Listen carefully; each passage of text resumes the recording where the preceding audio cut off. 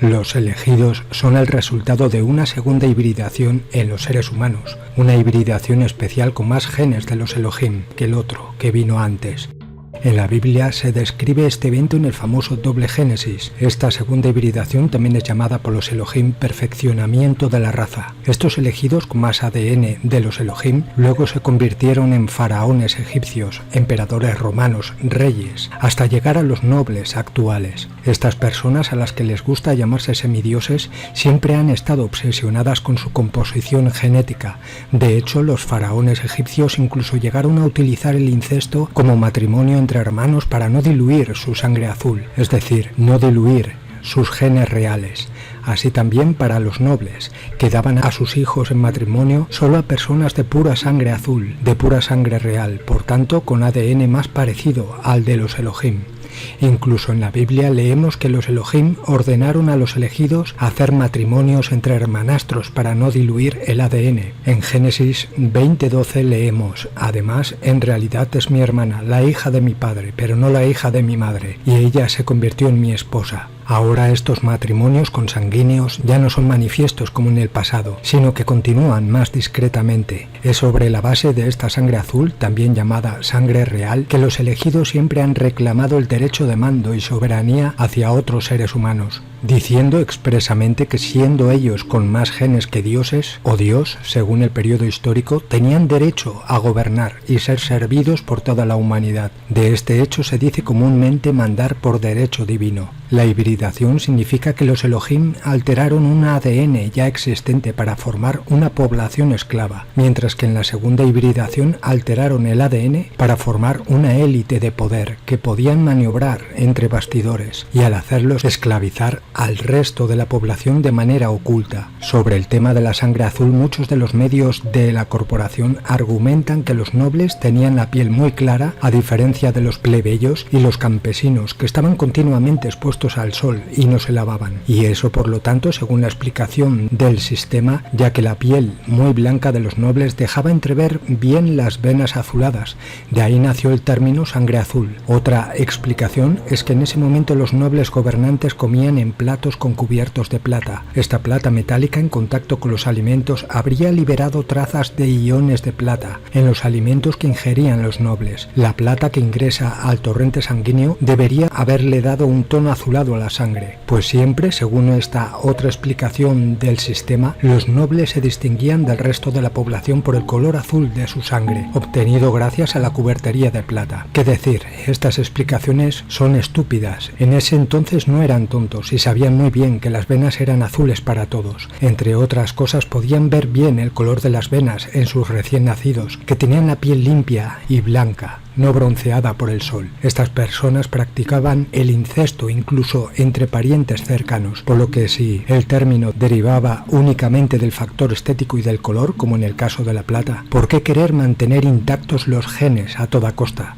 Es decir, mantener puro el ADN y la sangre hasta el punto de que sus hijos se aparen incestuosamente, haciéndolos incluso casarse entre hermanos, como en el caso de los faraones. Si esta sangre se obtenía comiendo con cubiertos de plata, habría sido suficiente para los nobles hacer que sus hijos comieran con cubiertos de plata sin recurrir al incesto. Es obvio que lo que les interesaba era mantener la genética pura de esa sangre, del ADN. Además, el término que se usó no solo fue sangre azul, sino que, como bien he explicado, también se usó el término sangre real, y este término no se puede explicar de ninguna manera con esos cuentos de hadas del sistema. Es increíble, los principales medios de comunicación siempre tienen alguna explicación loca que la masa se traga regularmente. Esta sangre azul les dio superioridad sobre los demás y por lo tanto querían y tenían que mantenerla pura. En el pasado, los elegidos, para controlar a las masas, usaban la religión del sistema. Con ella esclavizaban al humano y siempre gracias a ella conseguían matar, con la excusa de lo demoníaco, a todo aquel que tuviera un pensamiento espiritual diferente al que ordenara el sistema. Han logrado crear una población borrega y sumisa gracias a dogmas e inquisiciones. El cristianismo, por ejemplo, no es otra cosa que la religión sumeria con otros nombres, y así también todas las demás religiones, que no son otra cosa que la misma religión que Sumeria, pero con diferentes nombres.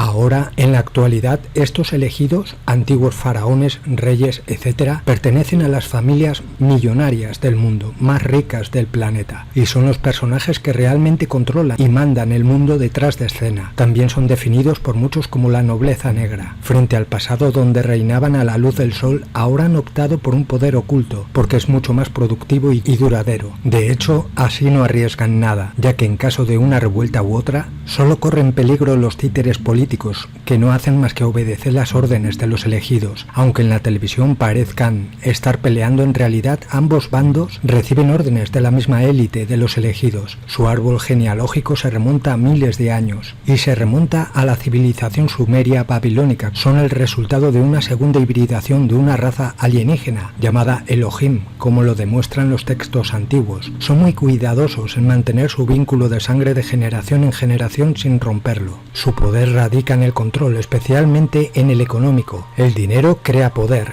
Su filosofía y lema es que son semidioses. Su control apunta a poseer y mantener todos los bancos internacionales, el sector petrolero y todos los sectores industriales y comerciales más poderosos. Tienen el control de la política, los gobiernos y los organismos estatales y paraestatales. También en organismos internacionales, primero la ONU y luego el Fondo Monetario Internacional. Pero ¿cuál es el objetivo de los elegidos? Pues crear un nuevo orden mundial, con un gobierno mundial, un banco central mundial, un ejército global y toda una red de control total sobre las masas. Obviamente ellos mismos conducen a someter al mundo a una nueva esclavitud no física, sino espiritual, y a firmar el plan que los Elohim han establecido. Este proyecto lleva milenios, pero tuvo un auge en la primera mitad del 1700 con la reunión entre el grupo de los sabios de Sion y los Rothschild, fundadores de la famosa dinastía que aún controla el sistema bancario internacional. La reunión condujo a la creación de un manifiesto, los protocolos de los sabios de Sion. Dividido en 24 párrafos, describe cómo subyugar y dominar al mundo con la ayuda del sistema económico. E incluso si los medios del sistema definen estos protocolos como falsos, cualquiera que los lea se da cuenta de lo proféticos y veraces que son. Este sistema bancario internacional servirá para llevar a un pequeño y restringido número de personas al poder absoluto en todo el planeta. Sirve, por tanto, para obtener un poder cada vez más centralizado y fácil de controlar. Los Elohim quieren que los elegidos esclavicen a la humanidad con deudas. Lo leemos muy bien en la Biblia, cuando en Deuteronomio 15:6 dice lo siguiente: Yahvé ordena a los israelitas lo siguiente: el Señor tu Dios te bendecirá como te lo prometió, y harás préstamos a muchas naciones, y nada tomarás prestado. Dominarás a muchas naciones, mientras ellas no te dominarán a ti. Tienen un plan muy concreto que llevan a cabo a pequeños pasos, precisamente para no despertar sospechas. Su estrategia es crear la división de las masas, paso fundamental en la política, en la economía, en lo social, con la religión, la invención de razas, etnias, etc., para desatar conflictos entre estados, para desestabilizar la opinión pública sobre los gobiernos, sobre la economía e infundir miedo e inseguridad en la población, también llamado divide y vencerás, sobornar con dinero fácil ventajas y luego chantajear a los políticos o a aquellos que ocupan una posición destacada dentro de un estado o un organismo estatal.